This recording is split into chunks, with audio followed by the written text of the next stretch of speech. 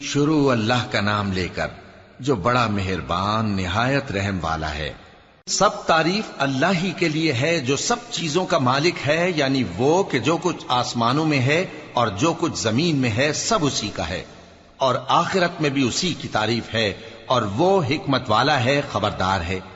جو کچھ زمین میں داخل ہوتا ہے اور جو اس میں سے نکلتا ہے، اور جو آسمان سے اترتا ہے اور جو اس پر چڑھتا ہے، سب اس کو معلوم ہے، اور وہ مہربان ہے، بخشنے والا ہے۔ اور کافر کہتے ہیں کہ قیامت کی گھڑی ہم پر نہیں آئے گی۔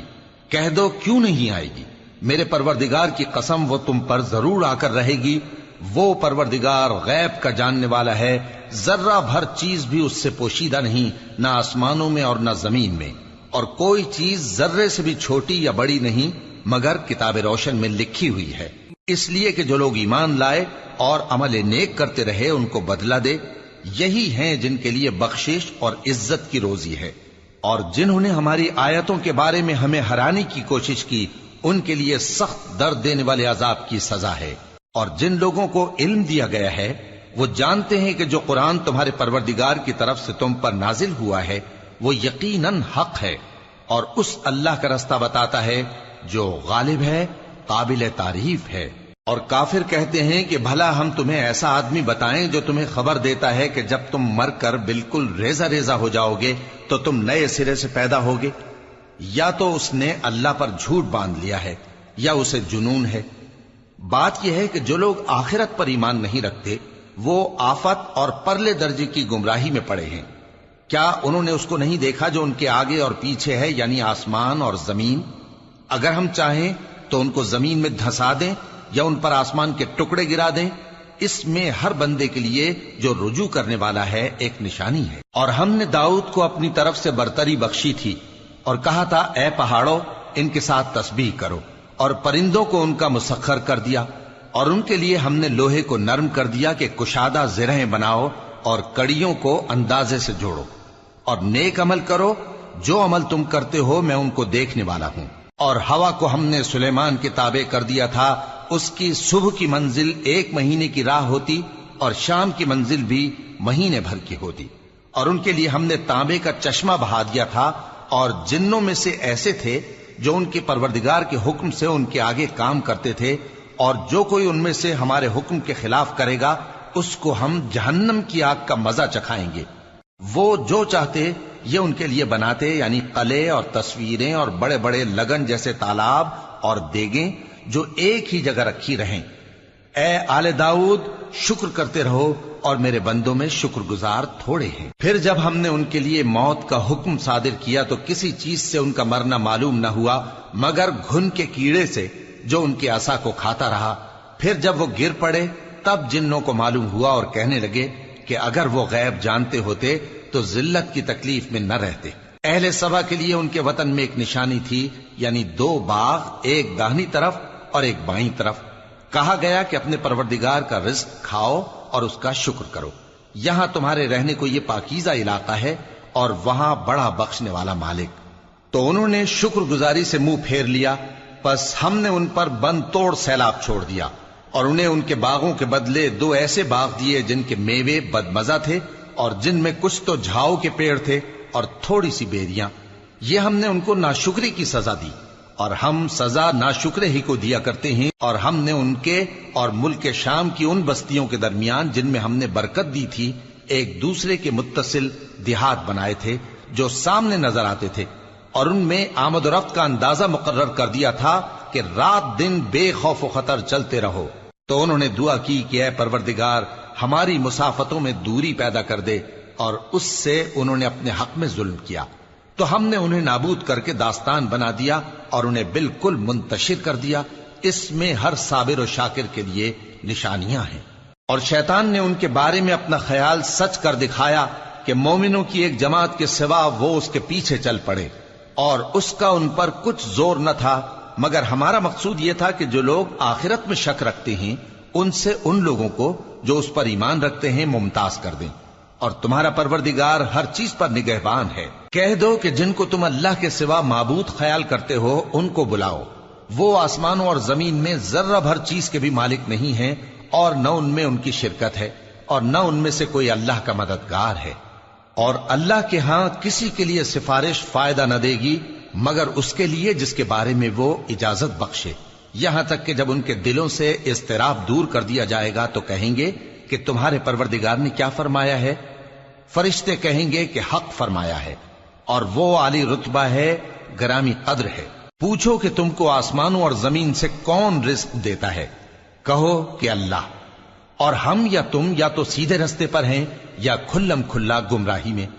کہہ دو کہ نہ ہمارے گناہوں کی تم سے پرسش ہوگی اور نہ تمہارے اعمال کی ہم سے پرسش ہوگی۔ کہہ دو کہ ہمارا پروردگار ہم کو جمع کرے گا، پھر ہمارے درمیان انصاف کے ساتھ فیصلہ کر دے گا، اور وہ خوب فیصلہ کرنے والا ہے، صاحب علم ہے۔ کہو کہ مجھے وہ لوگ تو دکھاؤ جن کو تم نے اللہ کا شریک بنا کر اس کے ساتھ ملا رکھا ہے۔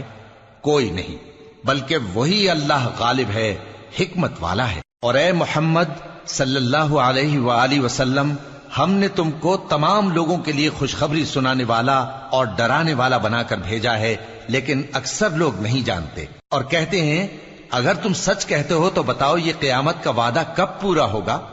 کہہ دو کہ تم سے ایک ایسے دن کا وعدہ ہے جس سے نہ ایک گھڑی پیچھے رہو گے اور نہ آگے بڑھو گے۔ اور جو کافر ہیں وہ کہتے ہیں کہ ہم نہ تو اس قرآن کو مانیں گے اور نہ ان کتابوں کو جو اس سے پہلے کی ہیں، اور کاش ان ظالموں کو تم اس وقت دیکھو جب یہ اپنے پروردگار کے سامنے کھڑے ہوں گے اور ایک دوسرے پر الزام دھر رہے ہوں گے۔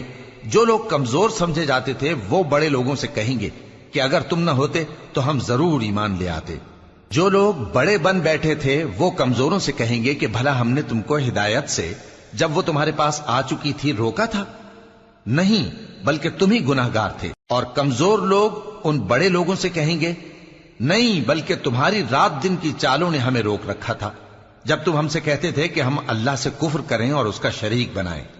اور جب وہ عذاب کو دیکھیں گے تو دل میں پشیمان ہوں گے اور ہم کافروں کی گردنوں میں توق ڈال دیں گے۔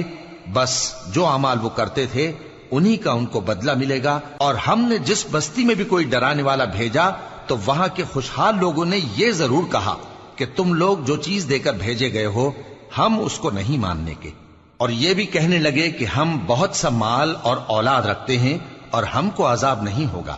کہہ دو کہ میرا رب جس کے لیے چاہتا ہے روزی فراخ کر دیتا ہے اور جس کے لیے چاہتا ہے تنگ کر دیتا ہے، لیکن اکثر لوگ نہیں جانتے۔ اور تمہارے مال اور اولاد ایسی چیز نہیں کہ تم کو ہم سے قریب کر دیں۔ ہاں، ہمارا مقرب وہ ہے جو ایمان لایا اور عمل نیک کرتا رہا۔ ایسے ہی لوگوں کو ان کے اعمال کے سبب دگنا بدلہ ملے گا اور وہ امن و چین سے بلند و بالا عمارتوں میں رہیں گے۔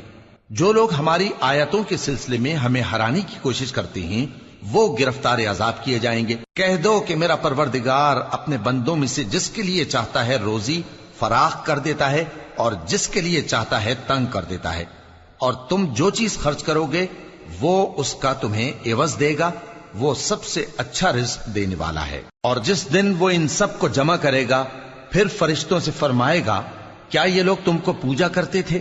وہ کہیں گے تو پاک ہے، تو ہی ہمارا دوست ہے، نہ کہ یہ، بلکہ یہ جنات کو پوجا کرتے تھے اور اکثر انہی کو مانتے تھے۔ تو آج تم میں سے کوئی کسی کو نفع اور نقصان پہنچانے کا اختیار نہیں رکھتا، اور ہم ظالموں سے کہیں گے کہ اب دوزخ کے عذاب کا جس کو تم جھوٹ سمجھتے تھے مزہ چکھو۔